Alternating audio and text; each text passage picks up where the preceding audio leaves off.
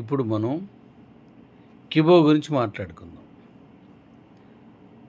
కిబోలో ఉన్న ప్రాబ్లమ్స్‌ని ఎలా సాల్వ్ చేద్దాం అని మాట్లాడదాం.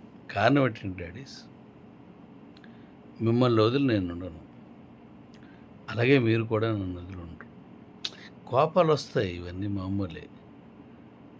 ఒక కుటుంబంలో కాదు బయట ఎలాగొస్తాయి. ఇంకోటి చెప్పనా డాడీస్, కారం ఎక్కువ ఉన్నప్పుడు మాత్రం స్వీట్ బాగుంటుంది. స్వీట్ ఉన్నప్పుడే కారం బాగుంటుంది.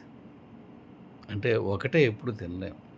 అలాగే కొన్నాళ్ళు మనం ప్రేమగా ఉన్నాం, మళ్ళీ కొన్నాళ్ళు నన్ను తిట్టుకున్నారు, ఏదో చేశారు. అదంతా ప్రేమ. అందరిని వదిలేసి నన్నే ఎందుకు పట్టుకున్నారు? నన్నే ఎందుకు ఒక తప్పుగా చిరాకు పడ్డారు, కోప్పడ్డారు? ఎందుకు? ప్రేమ. ఒక బంధం, ఒక హక్కు.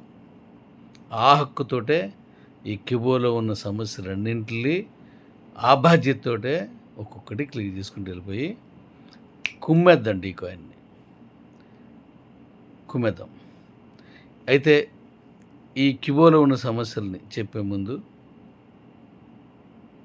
జాగ్రత్తగా అర్థం చేసుకోండి.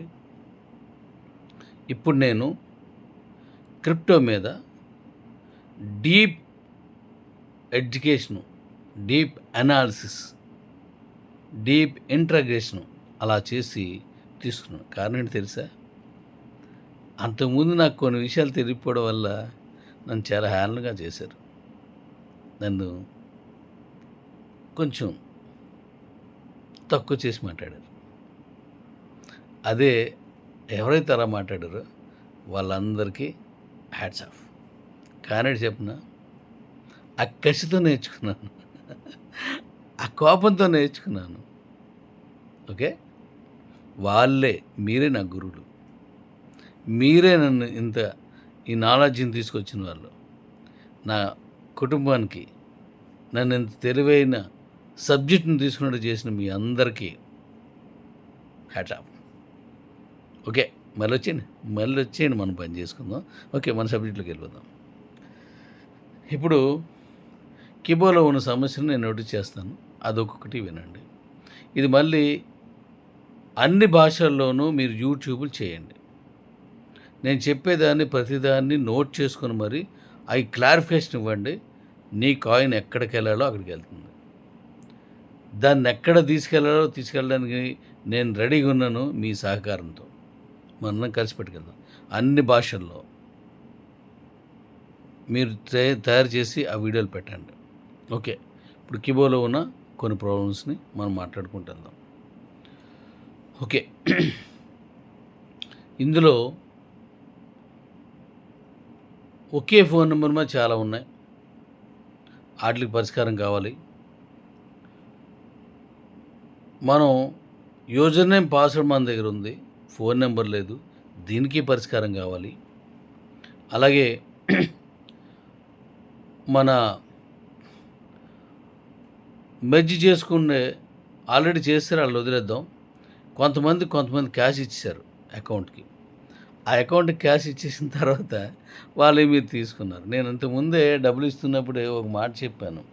ఆ మాట ఏంటంటే, మీరు అది ఇచ్చేటప్పుడు ఖచ్చితంగా మీరు అగ్రిమెంట్ రాసుకోండి. ఓ వైట్ పేపర్ మీద కనీసం అది రెవెన్యూ స్టాంప్ అంటించిన సరే సంతకం తీసుకోండి డాడీస్ అని చెప్పాను. కొంతమంది మెర్జ్ చేసుకున్నారు, వాళ్ళు హ్యాపీ. కొంతమంది డబ్బులు ఇచ్చేసి ఏం తీసుకోవడం మానేశారు. దానివల్ల కొంత ఇబ్బంది అయింది, బాగా ఇబ్బంది అయింది. సో అలాంటి ఇబ్బందిని, ఇలాంటి ఎన్నో ఇబ్బందులకు పరిష్కారం ఇప్పుడు తీసుకొస్తున్నాను. ఆ పరిష్కారం ఏంటంటే, మెర్జ్ చేసుకునే ఆప్షన్ తీసుకొస్తున్నాను.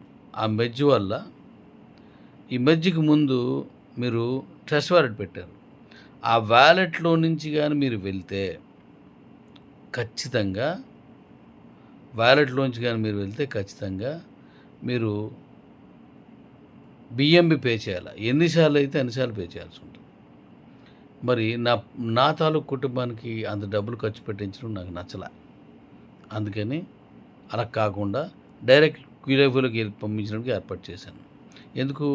వాళ్ళు నాకు ఎలా చేయాలి, ఏం చేయాలి, నాకు ఈ పెటిషన్ కండి ఎలాగా అని అడిగారు. అందుకోసం క్యూలైఫ్లో పంపించుకుని ఆప్షన్ ఇచ్చాను. ఇప్పుడు మెర్జ్ ఆప్షన్ కూడా ఇప్పుడు ఇస్తున్నాను. ఆ మెర్జ్ ఎలా చేసుకోవచ్చు ఏంటి అనేది నేను చెప్తాను.